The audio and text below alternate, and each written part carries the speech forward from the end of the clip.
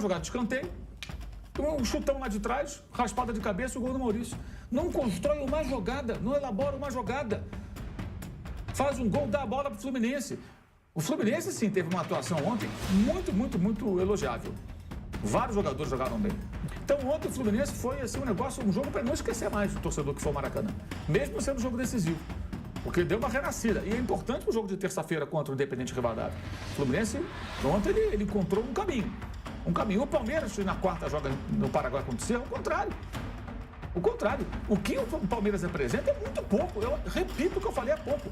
Me impressiona a condescendência de tantos palmeirenses com esse futebol paupérrimo. E aí eu falo da comissão técnica, eu falo dos jogadores, eu falo de todo mundo que está envolvido. E não teve ontem nada da presidente falar tão mais calmos, aquelas coisas que ela fala de vez em quando. Também não teve ontem, também não teve. Era só o que faltava, né? Era só o que faltava. Era só o que faltava. E, enfim, o que aconteceu ontem foi, digamos assim, uma rotina para o palmeirense, que tem visto atuações muito fracas, e, honestamente, às vezes às vezes não, já falei isso há alguns anos.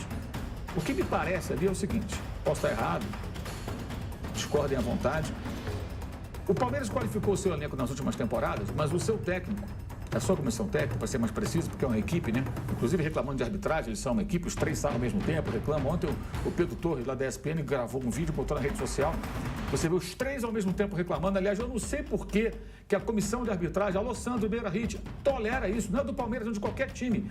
O árbitro, o técnico pode ficar na área técnica orientando os jogadores. Eles enchem o saco do juiz, do bandeirinha, do quarto árbitro. E no caso ali, os três ao mesmo tempo. O Fluminense venceu o Palmeiras em uma partida que deixou muitas perguntas para o torcedor. O tricolor mostrou reação, força e muita entrega, enquanto o Palmeiras voltou a apresentar um futebol abaixo do esperado para um elenco tão qualificado. E o que mais chama atenção é que esse desempenho já vem gerando críticas e aumentando a pressão sobre a comissão técnica. Além do resultado, outro ponto que chamou atenção foram as constantes reclamações contra a arbitragem. Até que ponto isso está ajudando o Palmeiras? Será que o foco não deveria estar dentro de campo, buscando uma equipe mais eficiente e um futebol melhor? Do outro lado, o Fluminense teve uma noite especial no Maracanã, com Germancano sendo decisivo em um momento emocionante para a torcida. A equipe reagiu, virou o jogo e mostrou que ainda pode dar uma resposta importante na temporada. Mas afinal, o que está acontecendo com o Palmeiras? O problema é o técnico, os jogadores ou a forma como a equipe vem sendo conduzida. Neste vídeo, vamos analisar tudo o que aconteceu, as principais polêmicas da partida e o momento vivido por Fluminense e Palmeiras. Deixe seu like, inscreva-se no canal e participe do debate nos comentários. Você ainda confia no trabalho do Palmeiras ou acha que alguma mudança precisa acontecer urgentemente? Uma jogada de escanteio, um chutão lá de trás, raspada de cabeça, o gol do Maurício. Não constrói uma jogada, não elabora uma jogada.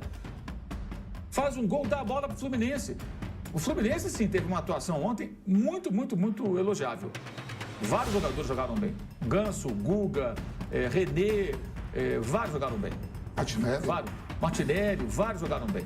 E, assim, uma coisa muito legal ontem foi o Hulk, que é um jogador já, enfim, de carreira, isso é claro, mas ontem conseguiu marcar um gol e até que fez uma partida melhor do que as anteriores, né? Merece elogios. E a história mais bonita do jogo ontem foi o Germancano. O Germancano, ele mal se aguenta em campo. Estava conversando com o Fábio Balaciano, amigo tricolor que estava no estádio. Parabéns a ele, aos cerca de 17 mil tricolores que foram ao Maracanã ontem. Porque, e aliás, uma coisa bem legal. Ontem a gente falava depois do jogo, ele foi com os filhos. E ele falou, eu estou ensinando aos moleques, ir na boa é fácil. Tem que ir na podre. O time está em crise, a torcida está zangada. E ele falou, os meus filhos pediram para vir. Para quê? Para vaiar o ex-ídolo deles, o Arias. 2 menininhos.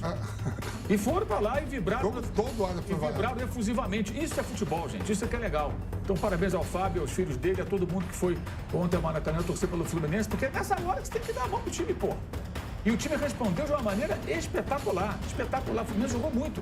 E o Fluminense toma um gol quando era melhor, 1-0, reage muito bem, vai buscar um empate merecido, toma um gol na parte final do jogo, quando era melhor novamente, e vai buscar a virada. E a história do Cano, que eu acho mais legal, eu falava com ele falava, ele vendo do estádio, né, ele que já viu tantas vezes o Cano jogando no Maracanã, ele falando da dificuldade, um jogador já com 39 anos praticamente, então tá mais difícil para ele.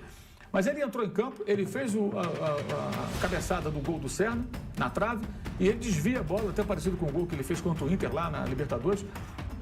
dando a vitória ao Fluminense. E aí na comemoração, eu fiquei pensando, vendo depois o Germancano na comemoração, ele emocionado ali, ele deve ter pensado, cara, será que eu vou ter outra chance de viver esse momento? Talvez nunca mais aconteça, né?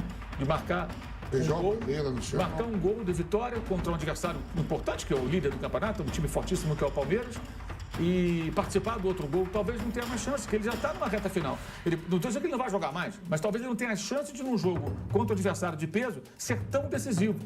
Então, ontem o Fluminense foi assim, um jogo para não esquecer mais do torcedor que for Maracanã, mesmo sendo um jogo decisivo, porque deu uma renascida. E é importante o jogo de terça-feira contra o Independente Rivadavia. O Fluminense, ontem, ele encontrou um caminho. O Palmeiras, na quarta, joga no Paraguai contra o Cerro, o contrário. O que o Palmeiras representa é muito pouco. Eu repito o que eu falei há pouco. Me impressiona a condescendência de tantos palmeirenses com esse futebol paupérrimo. E aí eu falo da comissão técnica, eu falo dos jogadores, eu falo de todo mundo que está envolvido. E não teve ontem nada da presidente falar tão mais calmos, aquelas coisas que ela fala de vez em quando. Também não teve ontem, também não teve. Era só o que faltava, né? Era só o que faltava. E, enfim, o que aconteceu ontem foi, digamos assim, uma rotina para o palmeirense, que tem visto atuações muito fracas, e honestamente, às vezes eu já falo isso há alguns anos, o que me parece ali é o seguinte, posso estar errado, discordem à vontade, o Palmeiras qualificou o seu elenco nas últimas temporadas, mas o seu técnico, a sua comissão técnica, para ser mais preciso, porque é uma equipe, né? Inclusive reclamando de arbitragem, eles são uma equipe, os três saem ao mesmo tempo, reclamam. Ontem o Pedro Torres, lá da ESPN, gravou um vídeo, botou na rede social. Você vê os três ao mesmo tempo reclamando. Aliás, eu não sei por que a comissão de arbitragem, alô Sandro Beira Rit, tolera isso. Não é do Palmeiras, não é de qualquer time. O árbitro, o técnico pode ficar na área técnica orientando os jogadores. Eles enchem o saco do juiz, do bandeirinha, do quarto árbitro. E no caso ali, os três ao mesmo tempo.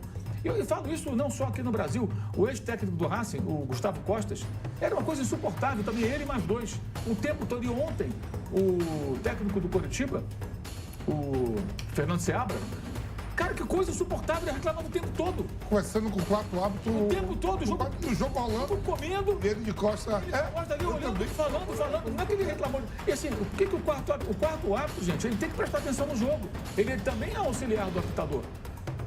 E aí fica dando isso conversa. Também eu percebi isso ontem, eu digo, o que esse cara tá falando tanto? Cara, longamente, cara, mas é porque o quarto árbitro vai chegar e falar assim, olha, tudo bem, você já reclamou? Volta para sua posição. Se você não voltar, eu vou chamar o árbitro para ele te dar uma advertência. Eu tenho que fazer o meu trabalho, você está atrapalhando. Você está atrapalhando. Atenção, técnico dificultando o meu trabalho. Vai lá, cartão amarelo para ele. Se assistir, cartão vermelho. Tem que ter isso, não é possível, cara. Não é possível. A gente falou tanto dos jogadores e os técnicos. Tem que parar com isso também. E agora, atenção. Como os jogadores agora têm todo esse protocolo, não pode ter bolinho, tudo que é muito bom, a tendência é o técnico botar mais ainda pressão em cima dos apitadores. O jogador não pode, vou eu. Então tem que haver uma atitude com relação ao treinador e seus auxiliares. Auxiliar não tem que levar o bumbum da cadeira. Tem que ficar no banco. Quem tem que sair é o técnico para orientar. No começo, quando houve a criação da área técnica, vocês talvez não se lembrem, mas eu me lembro, o técnico podia sair, orientar e voltar. Vamos ter pego essa fase jogando aí. Ele saía, orientava e voltava. Depois, aí veio uma mudança. Não, ele pode ficar ali orientando. É para orientar o jogador. Não é para encher o saco de quem está trabalhando ali na arbitragem. Eu sou extremamente crítico dos árbitros aqui no Brasil, mas eu também entendo que os caras têm que ter paz para trabalhar, gente. E com o cara cornetando o tempo todo. E o quarto árbitro, ele auxilia mesmo. Ele pode ver coisas em campo que ele faz isso. Ele atua, ele avisa pro árbitro. Olha, eu vi aqui. Às vezes, quando alguém de comissão técnica ou jogador é expulso, é porque ele avisa. Ele que avisa. O que está acontecendo. E outra coisa, por exemplo, o quarto árbitro está aqui no centro do campo. O bandeira corre nessa linha. O bandeirinha de lá não consegue ver. E ele pode ajudar o árbitro. Seja uma agressão, seja uma jogada mais ríspida. Ele pode. Então, ele é também um auxiliar. Ele não está ali só para ficar fazendo função burocrática de súmula, quem entra. Ele pode atuar, ele tem que atuar. E quando tem um cara cornetando o tempo todo, como é que ele vai trabalhar, gente? Quem consegue? Então, acho que o Sandro Beira Rit, que agora está no comando, deveria tomar uma atitude contra isso. Passar uma determinação. A regra certamente prevê o corte desse tipo de gracinha. Mas passa uma orientação, não vamos tolerar. E outra coisa, só quem levanta o bumbum da cadeira é o técnico. É uma pessoa, é um técnico. Quem é o técnico? Deveria até criar uma abraçadeira de técnico. Identifica o cara com uma abraçadeira.